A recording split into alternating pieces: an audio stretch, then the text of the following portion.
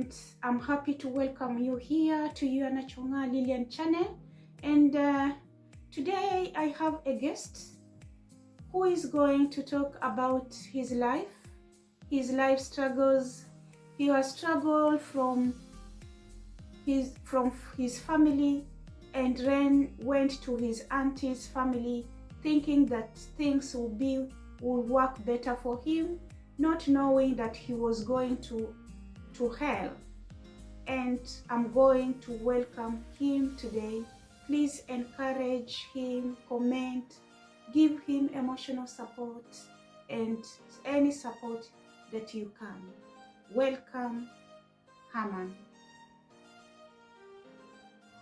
Hello, my name is Herman Cosmas, and this is my story.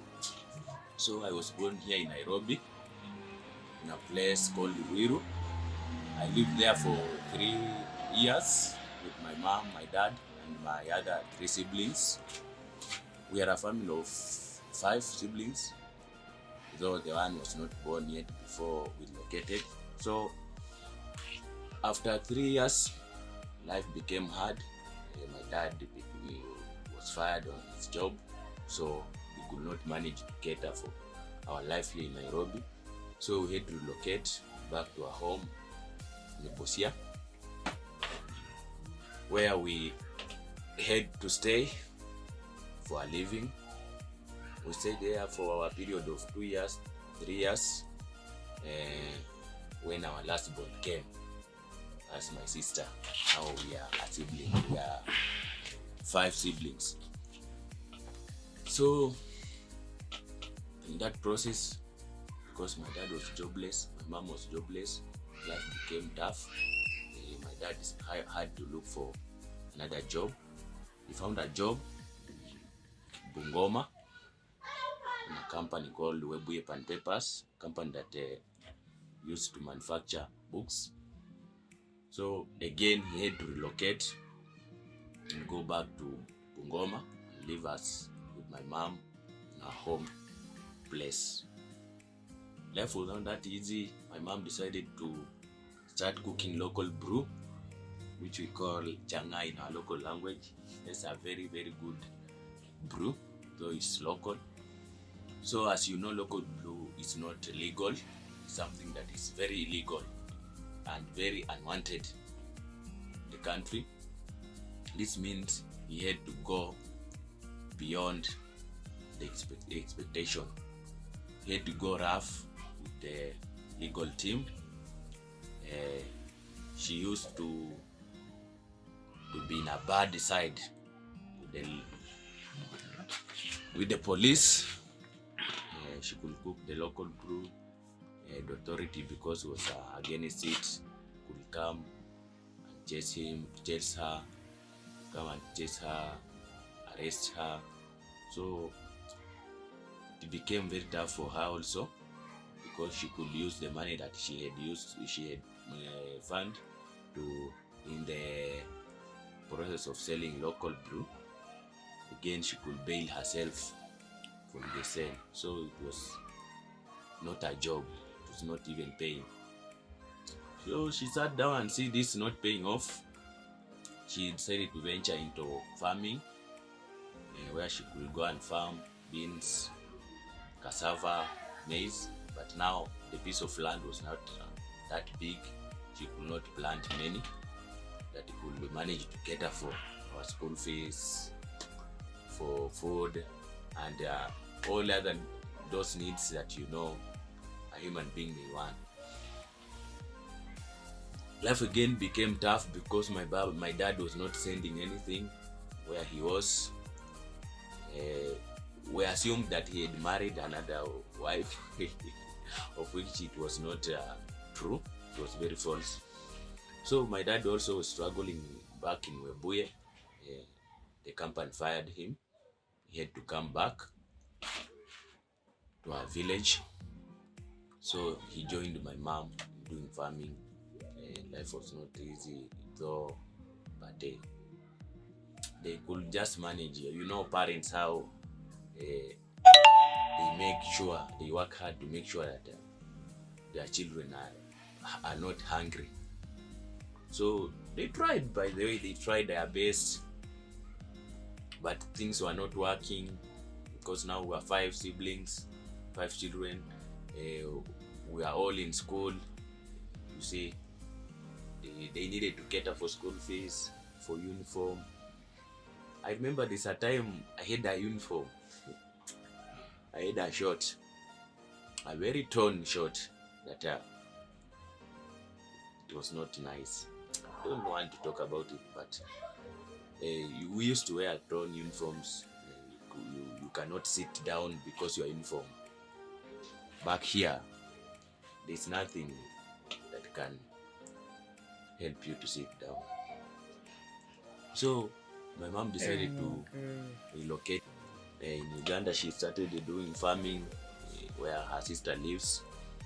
Her sister was married in Uganda, so she could do farming and bring food on the table. Again, things were not good because she could walk from Kenya to Uganda to do farming and back. So she also decided, let me go back in Nairobi and look for a good life for my children. She came back in Nairobi. She did not have any skill where you could say maybe she went to do salon work or whatever. So she looked for a house girl job where she got a job in one of her relatives' house. She was a house girl. Life did not go well. She used to come, hey, no, life is not going on well. So what she decided to send 3 of us to Uganda, where her sister lives. Me and my younger siblings, my other 2 younger siblings, my sisters. We went in Uganda. She came back in Nairobi. So in Uganda, life also became tough because my aunt had 11 children. All of them were in school too. So my mom could send school fees, and my aunt, my uncle could pay for my cousins who are at a higher level in school. So we could sit there and wait for until they sell milk, because they had a flock of cattle where I used to go and herd when I'm not in school. Life also became tough for my sisters. They started to tell my mom. They called my mom and say, "Oh, mom, here life is not good. We want just to go home." Mom saw this, and she sat down and decided to leave her job where she used to be a house girl. She started a small business here in Nairobi. She used to sell groceries. So she rented a house, a very small, tiny house. Now she came and took my 2 sisters from Uganda and lived with her here in Nairobi. I remained there in Uganda alone. Now it's me and the family, of course, my cousins, my aunt, my uncle.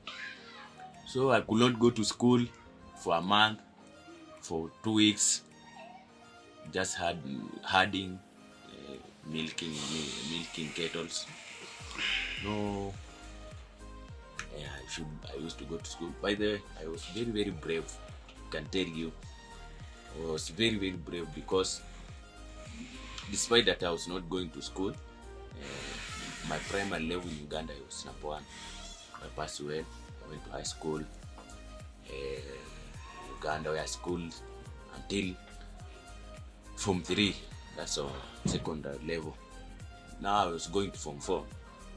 Then I sat down and said, no, this is not working. I cannot do that anymore. You know what I mean? Not that I don't like Uganda or I talk ill of Uganda, but Uganda is a low life country, you know.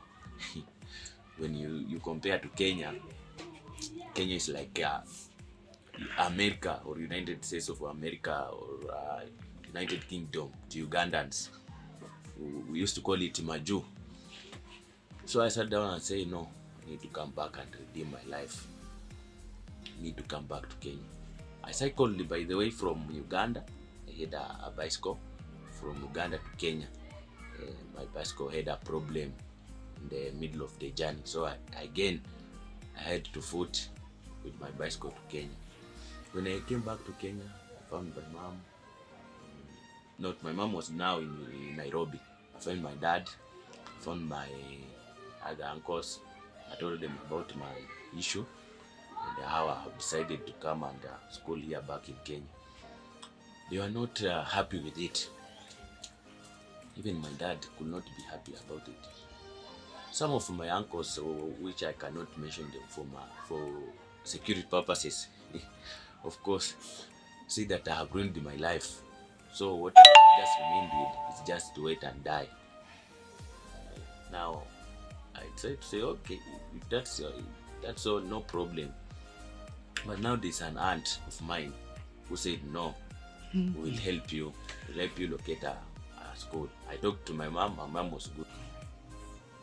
She helped me look for a school from Uganda Secondary Form 4 back in Kenya, Class 8 Primary School. I said from mvumilivu hula mbivu, and I persevere all the problems. So I started again primary level in Kenya. I performed well, by the way, Class 8, which is the higher level in primary. Performed well. And my mom took me back to Nairobi, where I schooled at secondary level. I also schooled well, performed well. I got a grade that it could take me to a university. Now the problem was to pay school fees for university. And my mom had my sister in Form 4, my brother in college, the other sister also in college. So I could not go to campus. So I started a small business. Why? Because business is not easy. To do a business here in Nairobi, it's not easy. You have to rent to pay where you stay and where you're doing a business. So my business collapsed because of that. Not managed to pay the bills. I became jobless. Came back home, sat for a month. Then one of my family members connected me a National Youth Service. That's where I went and did training. After training, I did nation building. After that, the government managed to pay for me school fees. Go to college. I went to college. Challenges were there, many challenges that I cannot explain. I passed through because I knew what I was looking for. So I had just to pass through those challenges. So many people decided to quit, but I said I cannot quit since I know what brought me there. So I managed to do a course. I did my course, a diploma course, which I finished last year, November. The results were good. Managed to get good results. So currently, after finishing my course, I'm still now at home. I have managed to get so many forms. I managed to send so many forms to companies, my documents, so that they can accommodate me, maybe for an internship, maybe for a job. But I'm still looking forward to hearing from them. I'm hoping one day, because I have documents, I have the skills, I'll get a job. But currently, I'm still struggling. But at least I can thank God that I'm somewhere else. I'm proud up to now where I am. I'm very proud, and I praise God. I give thanks to God. My family is okay, and I'm sure things will be good in future. And I give thanks to God for all of that. This has been my story. Thank you for listening. Thank you for watching. Now you have seen, you have heard by yourself how a man struggled with life until now. He has been in a lot of struggles. He has been up and down in life. And now, here is what he's doing now. But he thank God, at least he can breathe, after all those struggles. Thank you very much for listening to us and joining in Nachonga Lillian Inspirational Stories. Thank you and see you next time.